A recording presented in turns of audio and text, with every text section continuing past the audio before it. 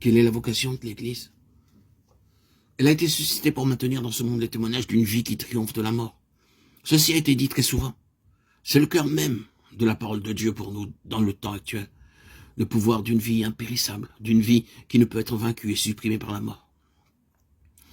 Dans Jean 17, verset 14, cela est mis en opposition à l'arrière-plan d'un monde hostile, inamical et haineux. Le monde les a haïs. Et au verset 15, je ne te prie pas de les ôter du monde, mais de les préserver du mal. Il est justifié de traduire ici par le mot malin, et non pas seulement par le mot mal. Il y a le malin et un monde hostile. Et toute personne spirituelle vous dira que cela est en effet la mort. L'esprit et le pouvoir de la mort entourant le peuple de Dieu. Maintenant, le Seigneur ne demande pas que son Église soit ôtée du monde, mais étant dans ce monde, qu'elle maintienne un témoignage contre et contraire à l'esprit de ce monde.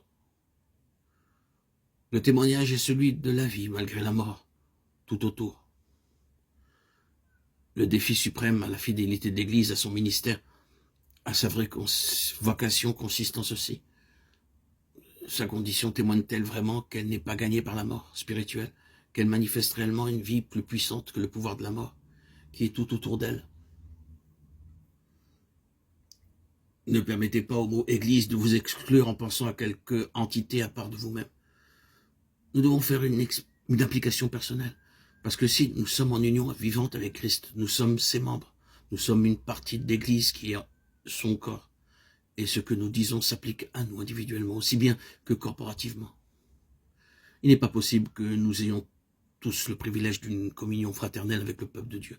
Certains d'entre nous doivent vivre dans des endroits où ils sont désespérément seuls. Il se peut que là où nous sommes, il n'y ait pas beaucoup de vie spirituelle, pas beaucoup d'aide sous l'aspect de la communion spirituelle.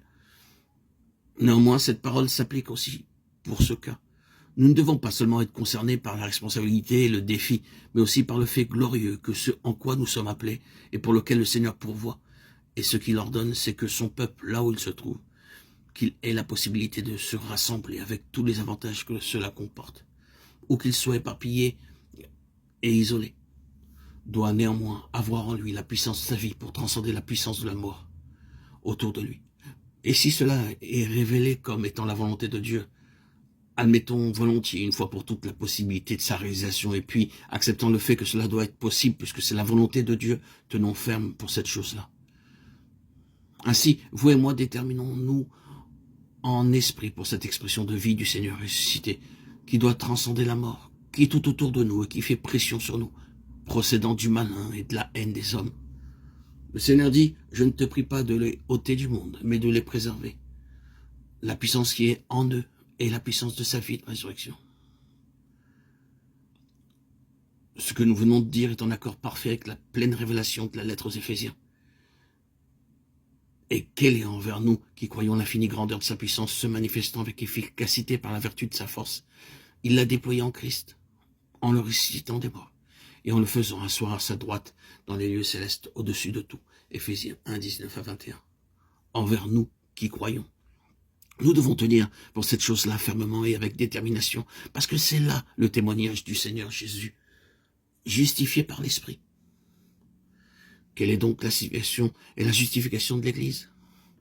Elle est en ce que l'Église se tient sur la base de la résurrection, manifestant ainsi la vie de résurrection. Ainsi, c'est la vocation, la justification de l'Église. Béni soit Dieu, car dans toute la mesure où notre salut est concerné, nous sommes justifiés sur la base de notre résurrection ensemble avec Christ. Nous saisissons ainsi le fait que si nous sommes ressuscités ensemble avec lui, alors nous avons été justifiés. Dieu ne nous aurait jamais amenés dans une résurrection commune avec Christ sans que nous ayons été justifiés. Mais dans toute la mesure où notre appel, notre vocation sont concernés, nous sommes justifiés par le maintien du témoignage de sa résurrection. Et cela est la justification qui s'applique au service et à tout instrument.